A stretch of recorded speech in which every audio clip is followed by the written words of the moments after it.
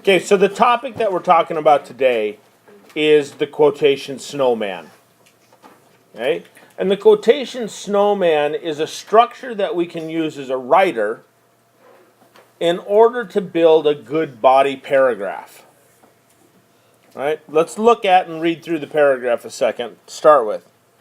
General Zaroff pretends to be unaware of his cruelty, but the consistent ironic twist in his conversation make it clear that he enjoys the moral pain he causes Rainsford.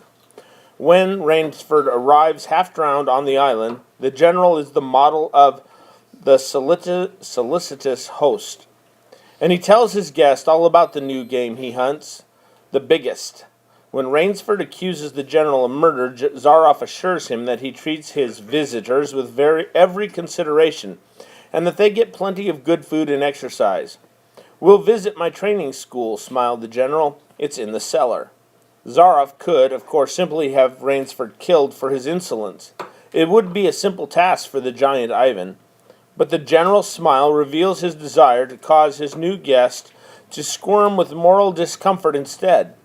He calls his captured tramp ship sailors visitors instead of victims, and he refers to their prison as a cellar instead of what it clearly is, a dungeon. Throughout the story, the narrator emphasizes Zaroff's keen observational powers, and surely he must be taking note of and enjoying Rainsford's reactions to his little witticisms. Even when he is hunting Rainsford, and even at the end when he is close to his own death, the general does not give up his pleasure in the cruel little world he has created. And when we build the quotation snowman and a body paragraph, we have to start with a topic sentence. Okay, last year as 7th graders, and maybe as 6th graders, you received instruction on a framework. Different teachers give it different names. Sometimes it's referred to as a Jane Schaefer framework. I don't care what name you apply to it. We just work within what we call a framework of writing, where we start with a topic sentence. Your body paragraph begins with this topic sentence, which is a subclaim. It's part of your thesis or your claim for the rest of the paper. It's that promise you make to the reader, this body paragraph is about this idea. It clearly is going to connect to your introductory sentence. You could easily see, you could draw a line from the claim to your topic sentence and see how those two connect. It's that subclaim. In this case, our topic sentence is, in the green up there, General Zaroff pretends to be unaware of his cruelty, but the consistent ironic twist in his conversation makes it clear that he enjoys the moral pain he causes Rainsford. What is our body going to be about? What is this paragraph? It's about his unawareness and his choosing to make Rainsford squirm in his seat, for Rainsford to be uncomfortable about this idea of hunting people. Okay, once we've set up our topic sentence, we've provided our promise to our reader what's coming, we then begin to build our actual quotation snowman. Right? So we have to, first of all, provide the context for our quote. You've picked a detail from the story or the text that you're writing from, and you have to assume that the reader of your essay hasn't read the book for a year. They've read the book, they know the book, but they haven't read it for a year. And so you need to provide what we call context, the head of the snowman. Remind the reader what's going on in the story at that moment. After you've set up the context, then you lead in and introduce your substantial quote. The quotation that you're going to build all your discussion around. The body of the snowman. And then finally we conclude with our commentary, the base of the snowman. This is the part of the body paragraph that we create the largest amount of text in, because we are explaining to the reader how the quote supports our topic. We have to explain to the reader how your brain saw these two things connected. Let's look a little bit more. I want to focus in on now the context. Let's define context. So let's write this down. The context is a reminder of where the quotation is in the book. So write yourself a note about that. Right now. No, don't worry about the snowman right now. Let's get that part in the red at the top. The context is a reminder of where the quotation is in the book. Again, it's helping that reader who hasn't read this book in over a year remember what's going on at this moment that you've picked out as valuable. Right?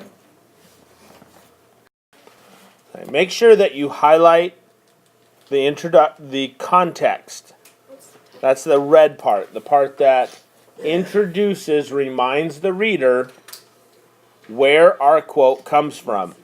It's the head of our snowman. The context is the head of the snowman. That's why I have the arrows pointing at the head. Once we've set up our quote, we've reminded the reader what's going on in the story, where in the story this quote takes place with, we're then ready to add what we'll call the substantial quote, the body of our quotation snowman. In this case, our substantial quote is, he treats his visitors with every consideration that they get plenty of good food and exercise. We'll visit my training school, smiled the general. It's in the cellar. Page 50. This part here, I want you to highlight that area in a different color. All of that information, what I have highlighted in green, highlight in a different color or underline it, and draw an arrow over to the body of the snowman. This identifies our main quote, our substantial quote, the part that is the body for our quotation snowman. The context is the head, what's happening when this quote is made. It helps us understand the book, remember. Then we supply our reader with the quote. We give them this piece of the book that we're going to explain in our commentary. Okay, so after we have provided our reader with our substantial quotation, it then falls on us to provide commentary. Right? Jane Schaefer, our framework that you've been taught earlier in grade 6 and 7. Topic sentence, concrete detail, commentary, transition, or conclusion sentence. Commentary is explaining how the quote connects to your topic. It's taking the time to clearly identify the connections that you want me, the reader, to get, to understand about your thoughts. And the secret to good commentary is choosing the right quotation. If you don't choose a quote that opens itself up to discussion, you'll end up with nothing to write about. Right? If you want to discuss how angry Cole is, and you give me a quote like, Cole was angry, well, what are you going to say? It's the Homer Simpson, duh. Right? What are you going to do with that? Duh. It says, Cole was angry. Cole was angry. Commentary's all done. You don't want to do that to yourself. It's all about the quotation that you pick. Notice the key words over there. Smile, visitor, cellar. Coming out of the main quotation. These are all words that invite commentary. We can spend time discussing how, smiling. The general seems perfectly content with this. For such an evil thing as hunting a human being, he smiles. We can talk about that. A visitor. Well, a visitor has a much different meaning or sense to a reader than prisoner. Or a cellar. When I think of cellar, I think of somebody's basement or a place where they may have their great wines. Not a place where torture exists. Pain and suffering, which is a dungeon.